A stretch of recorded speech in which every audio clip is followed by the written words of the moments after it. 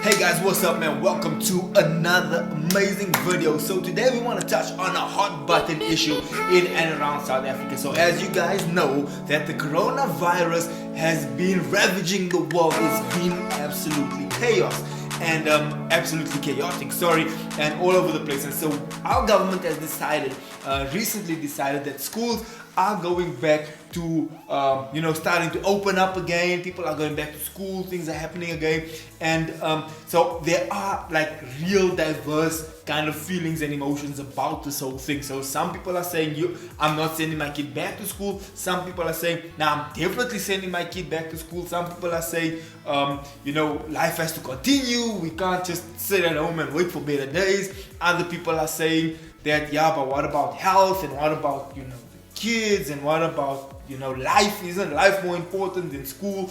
And so it's back and forth, and we have our own thoughts on this issue. Before we get into that, listen, we want to thank you so much for joining our channel, for subscribing. And if you have not yet subscribed, what are you doing? You better hit that subscribe button as soon as you possibly can. In fact, just do it now. Give you a second.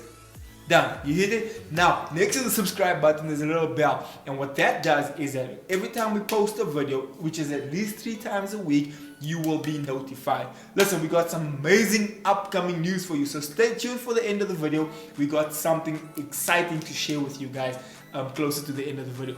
But before we get into that exciting news, hot button topic, will you send your kids back to school? Will you send your kids back to school? Yes, I'll send my kids back to school. Based on what? Well, having experience with my kids at home, and I mean, our kids are 5 and 2.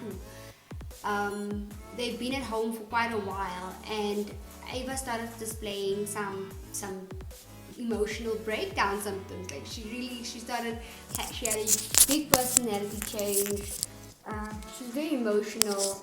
So these things, it's stressful for the kids also. Remember, their environment is changing, and I think for us as well, we've made a move. And right when we moved into our new house, we went into lockdown. So, she associates things with like not being able to see a family. She associates it with a house, and she can't move, she can't do anything. Also, the child needs to be in rhythm, back into rhythm, back with people.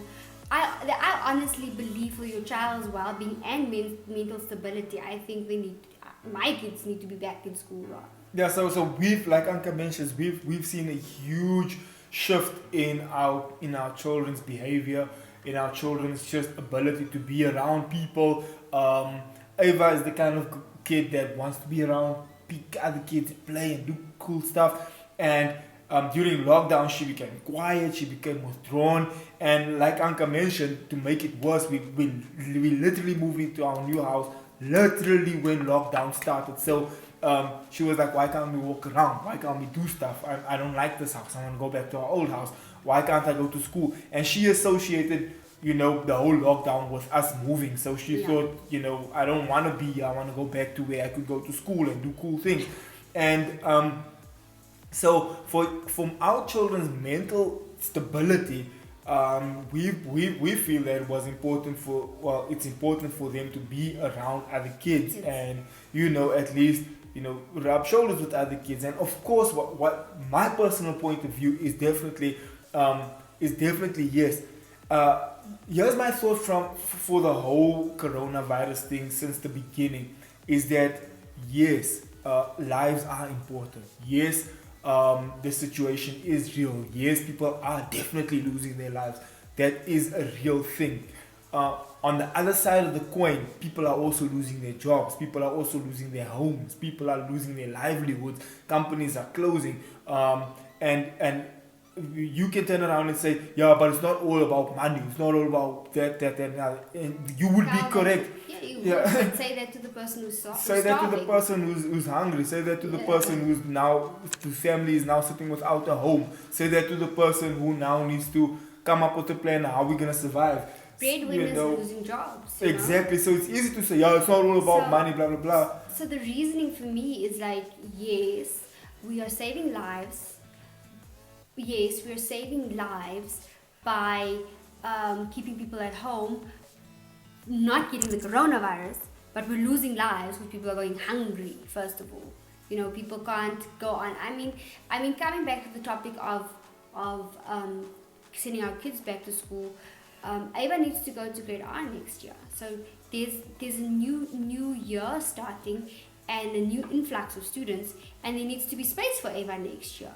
But if you have everyone repeating the whole year, then of course it puts everyone a year behind, yeah. Which again is and something interesting the president said when he addresses the situation. He says, look, at the moment, they're busy working on cures. Okay, cool. It's neither here nor there. Nobody knows what the virus is.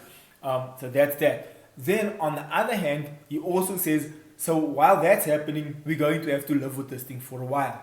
And while that's happening, and the president says real interestingly, and I actually agree with him 100%, is that guys, while we're waiting for a cure and while these things are happening, we can't exactly just kind of sit at home and kind of just hope for the best and just kind of like, alright, we'll wait until someone comes up with a cure. Okay, we'll wait until whatever. That's not an option either. That's not a sustainable. In the meantime, the country, first of all, the economy is dying. People are going hungry because we're sitting back and hoping for a cure. In the meantime, banks are doing foreclosures on houses. In the meantime, there's people who don't give two craps about the fact that you can't afford certain things, but they're still like, yo, dude, you gotta pay. They've also got businesses to run. So exactly. It's a big ripple effect. Like for us now, if we say, you know what, now we're just gonna stay at home, and then the boss now says, alright, okay, you don't have a job, but that doesn't mean I have to stop paying my bond or mortgage or whatever. That doesn't mean they're gonna stop charging me for water and electricity. That doesn't mean the rates and taxes are gonna stop, because those things don't stop. We've been getting bills throughout Corona. And not reduced rates. No, normal prices. So here's the thing. Do you want to say something? Yeah, like also, going back to the school thing, like I need to go back to work. Xavier needs to go back to work. What do we do with our kids? So it's a matter of, okay, I'm not going to let my kids go back to school, but what do I do with my kids? So there needs to be, I can't just take them to work because then that's also a hazard. And people, interestingly enough, I've been checking Facebook stuff and people saying why they won't let their kids to school.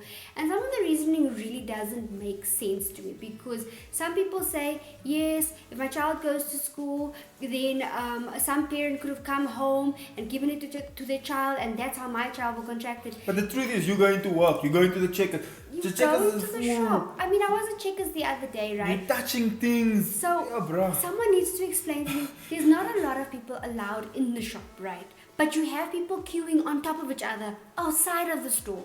So, what is the logic in that? Not only that, though.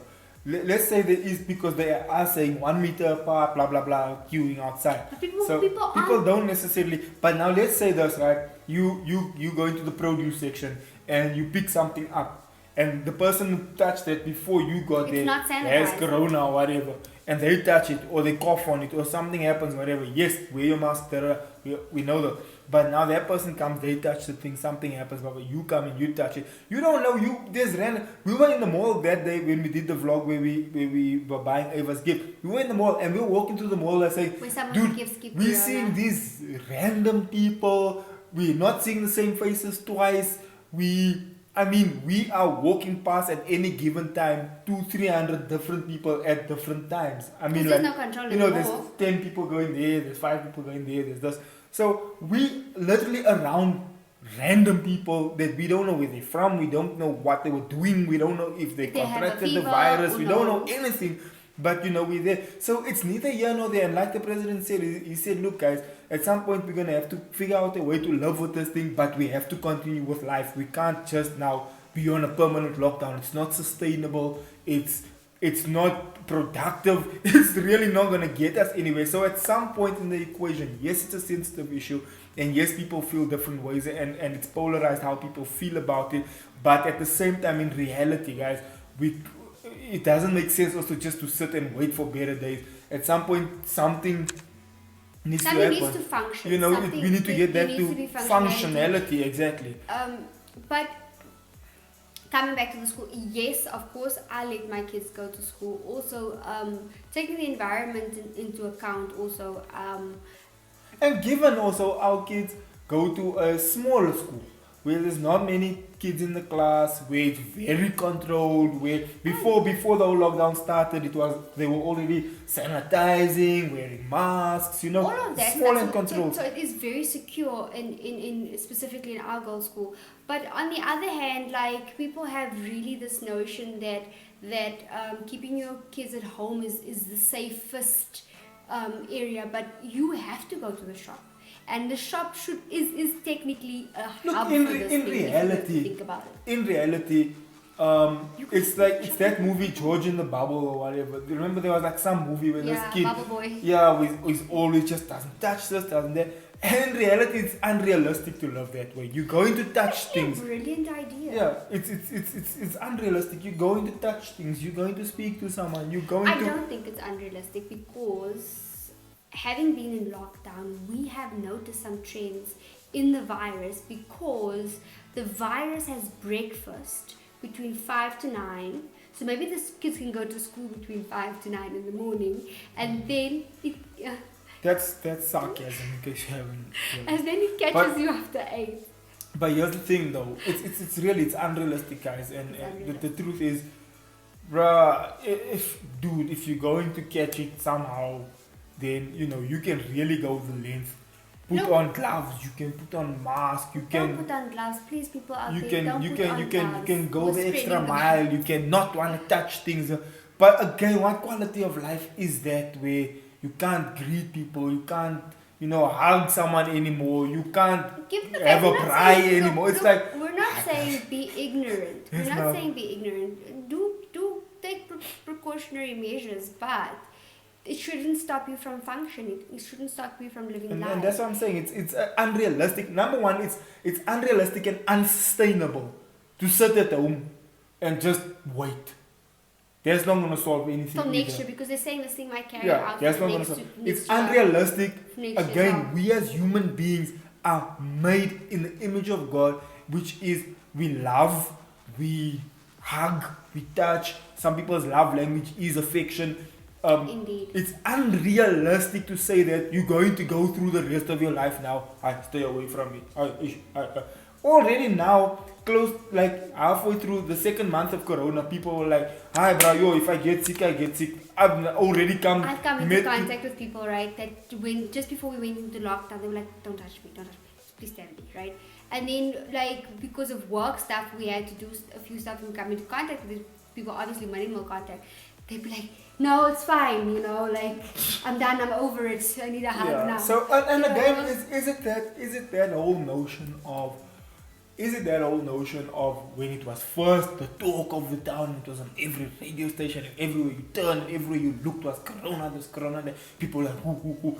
Now it's dying down. Now you switch on the radio and they're talking about the traffic and the accident happened here and this rape happened again there and this guy got murdered there. So the news cycle is not 24/7 Corona. So now people are starting to kind of like, it's not that bad after. Okay guys, so be that as it may, listen, we want to share with you what our big surprise is for this coming week. And so from Monday to Friday this week, we will be going live each and every day. So please continue to engage with us, continue to share, continue to drop your comment in the comment section. We would like to have that conversation with you guys. Listen, please share, please comment, please subscribe, please hit the bell for notifications. Share your thoughts in the comment section. And next week we'll be going live. We'll give you information as time goes, but definitely it will be at night between 8 and 9. And when my kids are. Yes, when everyone's sleeping and we can relax. Guys, thank you so much for tuning in today. It's been an honor. If you agree, if you disagree, drop it in the comment section. Let's have a conversation. Love you guys. See you next video.